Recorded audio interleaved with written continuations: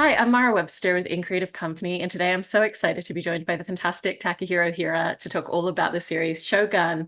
And starting off, I mean, you've played several samurai characters before in your career, including the right-hand man to the character that Ishido is based on in the series, which I thought was so interesting. Wow. Wow. And You did your homework. I tried. But within that, I was so curious about how these previous roles that you've played and the research that you've done into that specific time period, and particularly playing the right-hand man, helped you to really figure out who Ishido was going to be in the series of Shogun. Well, to be honest with you, I didn't do too much in terms of research when I prepared for the role. Because, first, uh, I guess I was familiar with the characters and like in the events in that era. So, but I didn't do too much outside of the script because I didn't want to fall into a trap of sort of imitating others or like just making choices that are not coming out from my original emotions and thoughts. I didn't want to be influenced by other films uh, involving that era and the characters. So I kind of stayed within the script. I love that. And the script obviously gives so many details about your character. In particular, so much stems from his childhood and his upbringing. And so I was curious in playing him, how you really leaned on and used that backstory and his childhood as such a central part for who he is as a character. Yeah, I guess it is very important to for me to understand and his where he came from because in 1600s of Japan, feudal Japan, I guess anywhere around the world in that time period, you kind of have to be born into the top echelon or like the ruling class of the society in order to become a politician or someone with political influence. But Ishido started his life at the other end of the spectrum. He had to break through a lot of barriers and he had to make sacrifice, a lot of sacrifice, I'm sure. And then, along the way, I mean, just he had to win this like impossibly rigged game, you know. Then along the way, I feel like he has experienced a lot of emotions like resentment, indignation, anger, probably lots of injustice had been done to him. So I guess those emotions, I guess, he could only share with one person, which is um, Taiko, his former boss, who died in episode one in his flashback. So because he had a similar upbringings. So, but now he's gone. So he's all by himself. And his mission was to sort of carry on his torch, Taiko's torch, and continue on his legacy. But he had no one to talk to, so that really made him really a lonely person, you know. And so I guess um, it was always um, conscious. I was always conscious of those, emotions, and I hit those. I accentuated those emotions like a lot, I guess. I mean, I love what you're describing about the loneliness and the isolation because it feels so real. And I was curious if you think that really feeds into, obviously he has certain resentments of Taranga, who grew up in a very different, wealthy, privileged environment. And do you think the loneliness and the isolation really increases the resentment that he feels towards him? Yeah, I'm sure. I mean, the more I talk to other lords, um, on my side, it was really frustrating for me to, uh, I guess, in a way, well, one of the things that made Ishido suffer is that he had to follow Taiko's dying will. which was to rule Japan with 5 lords harmoniously until the heir becomes an adult. So, he couldn't break that rule. So he had to make peace with other lords who were, who came from very different backgrounds. And yeah, so that made Ishido go crazy, I guess, inside. You were also mentioning before that one of the emotions of him is anger. But it feels like you made a very specific choice to not play him just as a pure villain. We always understand where the anger stems from in him and why he Hmm. feels that way.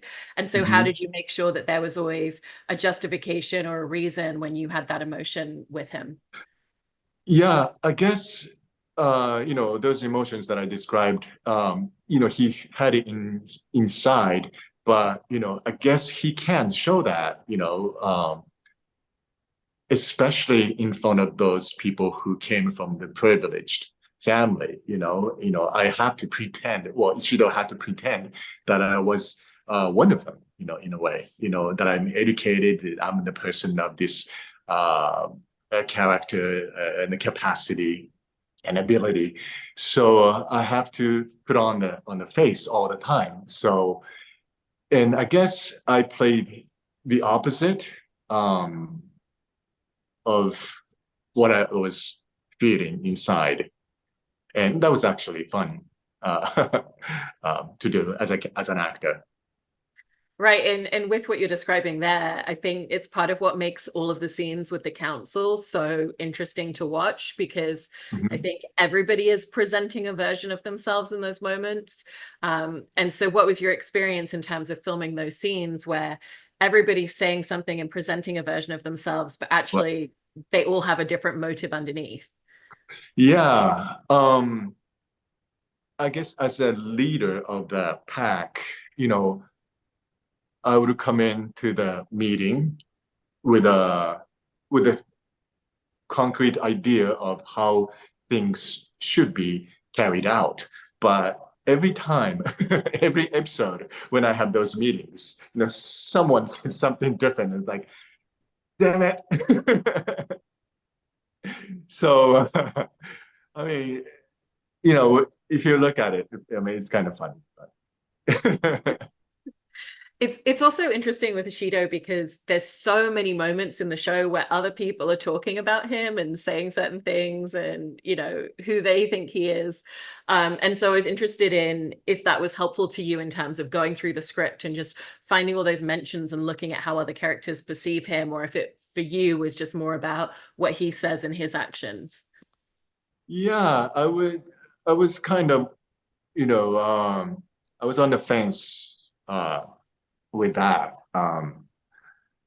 Whether if I should play how they, play accordingly to what they say about me, or should I play the opposite? But I guess at the end of the day, what I said about the upbringings, that was the core emotion, and then his loyalty to Taiko, the former boss, was the magma inside. So I didn't want to be um, I didn't want to deviate away from that. So I guess I stayed kind of um, in a close range of that, the loyalty and all that stuff. Yeah. Absolutely. And in terms of the stakes of the show and the world around him, it feels like every episode the stakes become higher and higher and higher. And I was curious for you if that, how that kind of like gradually changed things for Ishido and the way that you felt like he was responding to situations because there's more and more pressure building. Yeah, absolutely. Ochiba came back, and I thought it was a really interesting relationship with her, because not did Ishido want to follow the steps of Taiko, his former boss, but in that twisted way, I guess he wanted to be Taiko himself, and Ochiba was the mistress of Taiko, and sharing the same woman with Taiko, sort of in a weird way, excited him. And then, but now, you know, uh, even if it was a political move to marry her. But now she's involved on my side. And then, I couldn't bear with a stand with those four other lords. So I ended up killing them off. So, like you said, the stakes get higher and higher, and there's no going back. But Shido had to project his image of powerful lord of Osaka Castle. In episode 8, where we had a big ceremonial hall scene, he had to project that image in front of all the lords, men. But inside, he was feeling lonely, maybe weak, unsure where things were going to go. So that was a sort of complexity of Ishido, and it was really, profound character to play. And it's interesting as well what you bring up about, he really wants to emulate and be very much like Taiko. And so, beyond the sharing a woman with him, are there other aspects or details that you felt like were part of Ishido because of him trying to emulate him and trying to be more like him? I guess, well, Taiko came, as I said, it came from the similar background. He was actually born as a peasant son. So up to that point where Ishido is right now at the top of the castle, Osaka, he has made it pretty close, to where Taiko was. And one step further, if he becomes shogun, maybe Ishido becomes Taiko, or he surpasses him. But I guess somewhere in his mind, that's not to be. That's not gonna happen. He always had his doubts, I guess, in his mind. So maybe that's why he's only going to be the second person, second finisher. You know what I mean? But I mean, that's how I felt like it, playing Shido. I also find it so interesting in terms of in your performance, how you exude this sense of power and authority, because it's a very quiet, still power that he holds. And I was interested in how you really found that for your performance and found that for the character. I'm not sure how I did it, but I guess, my daughter sometimes comes up to me and said, "Daddy, why are you so mad?" I said, "I'm not mad. I look like this." And then when I'm in deep thoughts, or when I'm just like thinking about my lunch menu, you know, I apparently look really scary. So it comes out natural. But so I don't know. You just had to think about the lunch menu for the day. Yeah, something like that. Yeah. I've also heard you say in making this that you were very, very aware and thinking about audiences who didn't speak Japanese and their experience in watching the show. And obviously there's subtitles for the series, but having heard you say that, I was interested in kind of how you had that at the back of your mind and the way that it influenced the way that you were thinking about scenes or specific choices. Yeah, I was always conscious or worried that, having this show being in Japanese language. And, am I speaking too much, too fast or too slow, or am I doing, too much or too little with my face? I was always worried, but at the end of the day, you can't do anything other than just being true to yourself and, true to my emotions. So I kind of sort of, threw that away, in the middle. But I guess I have to be really specific and accurate in my choices of emotions because a lot of times I just sat in the ceremonial hall with a bunch of samurai guys in a big kimono, and I couldn't move, and so all I could do was just throw looks here and there, or just my facial expressions. So those choices that I have to do with my face or like the emotions, I have to be um, really uh, on the in the game on the game on top of the game. Um, Otherwise, I guess non-Japanese speakers would lose what I'm feeling, inside, along with the subtitles. So Yeah. And one of the story points that I also wanted to ask you about is, I think it's in episode 9, because we have the whole storyline with Mariko and, that whole position that he's put in where he knows that he can't win. If he tells her, you're free to leave, then all mhm. of the other ladies in waiting are going to want the same thing. And he ends up very much backed into a corner, and then he comes to her with the papers, but it's essentially it's a trap. It's I'm acting like I'm doing this, but I'm not really, because I'm planning to launch the attack. And I was just really curious about your thoughts about Ishido's thought process throughout that whole time, because he also has to really remove his emotion from that situation. Yeah. Um, I guess to Ishido, Mariko is just a pawn, in the game. And he had killed many rivals along the way.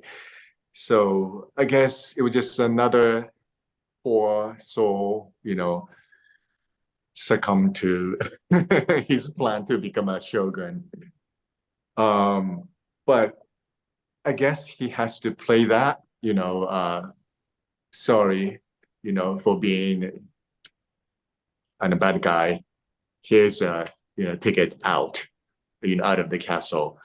So in a way, that's a bait for Toranaga too, right? So we are playing that political, ruthless political game. So I guess you have to play that into the end. Mhm. Do you think that he always intended for her to be killed in that attack, or do you think it was more just an attack to kind of show his power in that situation? I guess he's ruthless that he didn't care much. Of course, in the show, Mariko is the heroine and a very important person. But in Ishido's mind, she's just another pawn. So I don't think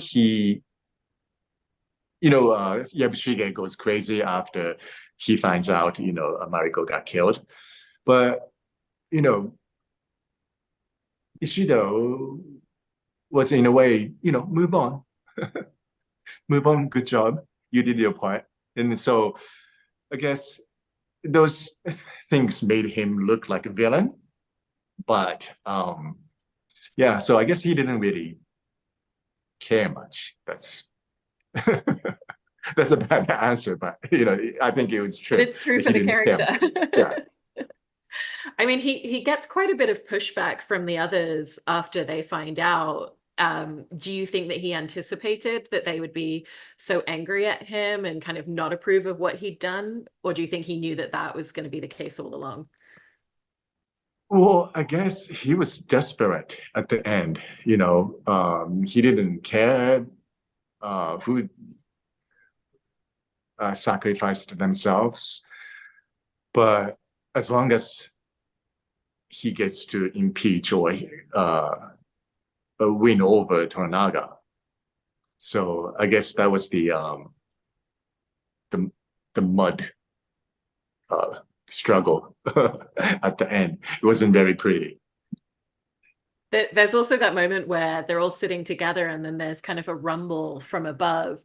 And to them, Oh it's yeah, all yeah. oh, this means something. And he has such a strong reaction where he's like, we're not peasants digging in the earth for meaning. And I Mhm. was just interested in your thoughts on him responding that way, because again, it feels like another one of those moments that just comes back to his childhood and not wanting to have Exactly. anything that's going to associate him to that. But it was funny that, those lords are not thinking about peasants, like, but, I'm just using those, that like words like peasants to sort of like push myself, further um, into the uh, conspiracy, I guess, that they were uh, brewing there. So yeah, I guess those lords came from the good families, this is nothing, compared to what I had done in my life. So in that sense, he's sort of one head above the cloud. Yeah. I also wanted to ask you a bit about the look of your character and kind of starting with the hairpiece that you have, because even, the Japanese bald cap that you have for that section in the middle, which is like this oiled silk material, I Mm-hmm. believe.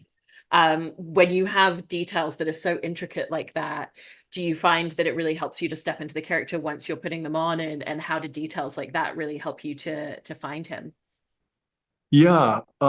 In Japan, we use I don't know what it is, but it's a silk sheet that you put on and they put the clay and the makeup on. But we used for this show, we used silicone, like almost like a bra. You put on a bra on the head and you do the special makeup. It takes about an hour, and it's really amazing the way they did it. Mhm. But so it took actually longer than my usual setup, but it took me, it gave me more time to get into the character every morning.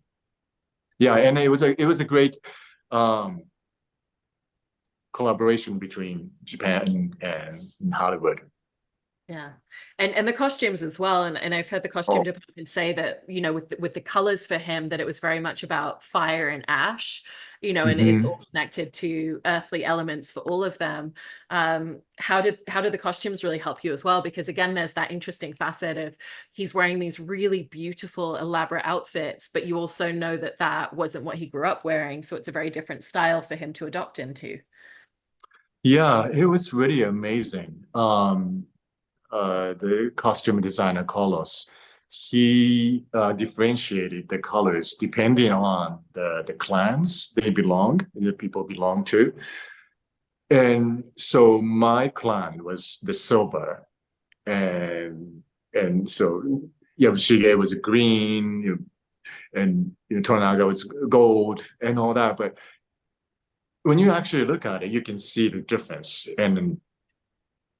But on screen, it was so subtle that it didn't feel unnatural to me. I mean, like, we do have different colors of costumes depending on the clan in Japan. I mean, like historically we did, but I guess when we make samurai films in Japan, we don't do that much detailed work. So I was really surprised um, when I heard they were gonna differentiate the colors. And I don't want to put it in the wrong way, but I didn't want it to look like a color, like a gang, but it was so subtle that you can see the difference.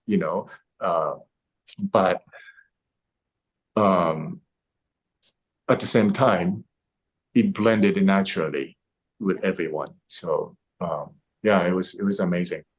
It's amazing, and it looks so beautiful on screen. And And Yeah. going back to, what you were talking about right at the beginning of the conversation in terms of, having played roles in samurai spaces before, and, what were some of the aspects of working on Shogun, like what you were just describing with the costume elements, that were just very new and different, or things that challenged you in really new and different ways as an actor? Yeah, I've done so many samurai films that when I look at the script or when I look at the scene, sometimes it jumps at me. Like I know how to play, you know, without giving too much thought about it. Because I've seen so many that, it's bad. I mean, it's almost like a stylized type of acting, you know. So, with Shogun, it was very different. Um, it was written by Justin and Rachel. Um, so I have to give like, a lot of, I have to start from scratch. I mean, that was a pleasure of working with the Shogun project. But at one scene where I come in to stop Mariko's suicide, I come in from the hallway and it's screaming in the stop. And my servants open the screen, and I stand with a piece of paper to allow her to leave. And that scene, if it was a Japanese traditional movie, I bet 80% of Japanese actors would play, it would stand right behind the screen and open it, and the screen opens and he stands strongly with a piece of paper.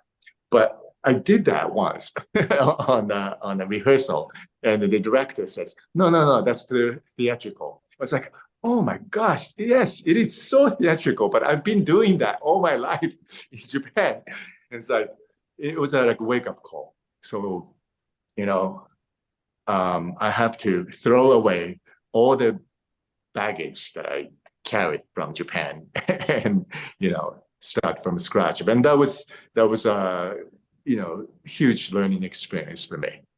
Yeah, it's so interesting to hear you talk about all of the details of this. It's such a fantastic show, and I loved your performance so much. So thank you so much, Takehiro. No, thank you so much.